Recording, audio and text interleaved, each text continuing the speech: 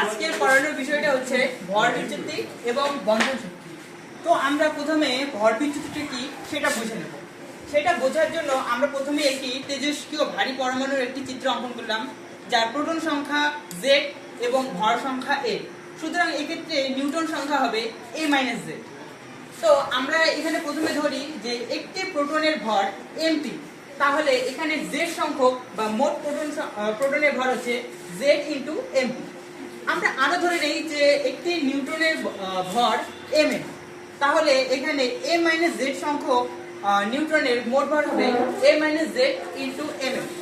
তো এখানে আমরা দেখলাম যে এই তেজস্ক্রিয় ভারী পরমাণুটির মোট ভর হবে z × mt plus a - z × mt।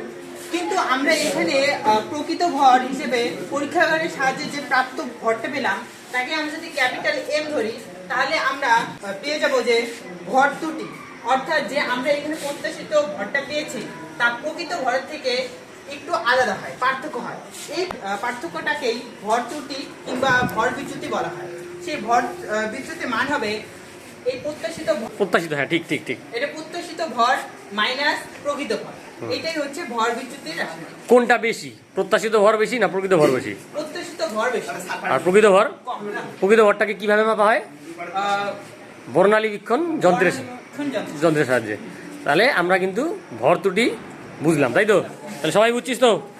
হ্যাঁ, বুঝছিস? হ্যাঁ।